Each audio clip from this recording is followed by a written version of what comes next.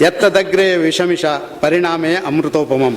The medicine appears as bitter in the beginning, but like a nectar at the end.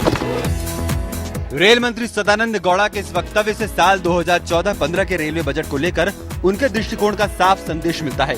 स्पष्ट बहुमत के साथ केंद्र की सत्ता में आई एनडीए सरकार और प्रधानमंत्री नरेंद्र मोदी ने लगातार ये बात साफ की है कि सरकार लोक लुभावन नीतियों की बजाय देश हित में ठोस और दीर्घकालीन कदमों को प्राथमिकता देगी। इस बार का रेल बजट इसी बात का संकेत दे रहा है। रेल मंत्री ने नई ट्रेनों की अंधाधुंध घोषणाओं की बजाय लंबित पड़ी रेल परियोजनाओं को पूरा करने, रेलवे में साफ सफाई और सुरक्षा व्यवस्था को दुरुस्त करने और स्टेशन और रेलगाड़ियों के अंदर यात्रियों के लिए सहूलियत को बेहतर बनाने के लिए ठोस कदमों को तरजीह देते हुए साफ किया है कि भारतीय रेलवे दीर्घकालीन नीतियों को लेकर आगे बढ़ने जा रहा है।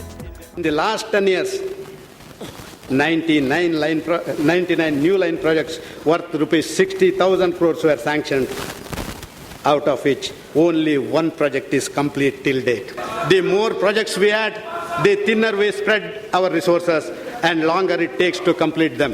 रेल मंत्री ने कहा कि रेलवे देश का अग्रणी यातायात वाहक होने के साथ साथ भारतीय अर्थव्यवस्था की बुनियाद और आत्मा भी है। उन्होंने कहा कि रेलवे पर एक वाणिज्यिक उद्यम के रूप में काम करने के साथ साथ बड़ा सामाजिक दायित्व भी है, लेकिन साथ ही उन्होंने साफ किया कि रेल सेवाओं में कार्य कुशलता और गाड़ी परिचालन की संरक्षा के साथ कोई समझौता नहीं किया जाएगा। रेलवे किराए में बढ़ोतरी की घोषणा पहले ही कर चुका है और इस बार कोशिश सुविधाओं को बेहतर बनाने की है। हाल में बढ़े किरायों से महज 8,000 करोड़ की राशि जुटाई, जबकि रेलवे की वर्तमान परियोजनाओं के लिए 5 लाख करोड़ रुपए का खर्च अनुमानित है।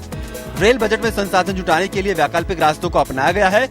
इसके लिए रेलवे के सार्वजनिक क्षेत्र के उपक्रमों के संसाधनों का उपयोग करने, घरेलू और विदेशी प्रत्यक्ष निवेश के जरिए रेल अवसंरचना में निजी निवेश का रास्ता अपनाने और सार्वजनिक निजी भागीदारी के जरिए काम करने का रास्ता अपनाया गया है। रेल यात्रा अनुभवों को बेहतर बनाने पर रेल बजट में खास जोर दिया गया है। इसके लिए यात्री सुविधाओं और स्टेशन प्रबंधन के काम में अब तक की व्यवस्था से हटकर सार्वजनिक निजी भागीदारी को बढ़ावा देने और गैर सरकारी संगठनों, ट्रस्टों, चैरिटेबल संस्थानों आदि की भी मदद लेने का रास्ता अपनाया जाएगा। साथ ही रेल बजट में टिकटिंग और यात्री सुविधाओं को सुगम बनाने के लिए तकनीकी के बेहतर इस्तेमाल पर भी खास जोर दिया गया है।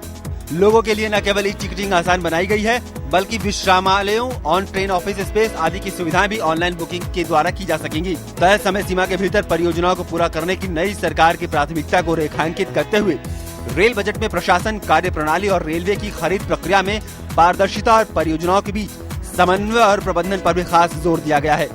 रेल बजट में कहा गया है कि खरीद प्रक्रिया को पारदर्शी और अधिक कारगर बनाने के लिए युक्तिसंगत खरीद नीतियों का अनुपालन किया जाएगा। उससे अधिक की लागत वाली खरीद के लिए ई खरीद अनिवार्य किया जाएगा। इसके साथ ही इस रेल बजट का साफ संकेत है कि रेलवे के व्यापक नेटवर्क और इसकी व्यवस्था में तेजी से बदलाव आए और ये बदलाव न केवल विस्तार के मोर्चे पर हो, बल्कि सुविधाओं में गुणात्मक बदलाव भी आए। रेलवे में सुधारों के प्रति अपने बुलंद हौसले और इस प्रक्रिया में सबको साथ लेकर चलने की सरकार की नीति को दर्शाने के लिए रेल मंत्री ने कन्नड़ कवि मणिकुट्टमा की एक कविता का उद्धरण दिया। It is not that after reading this book there will be no more doubts. It is not what we believe today will be hold forever. If someone points out some shortcoming, I have an open mind to correct. I have an open mind to correct. But now I believe this is right. Bureau Report, DD News.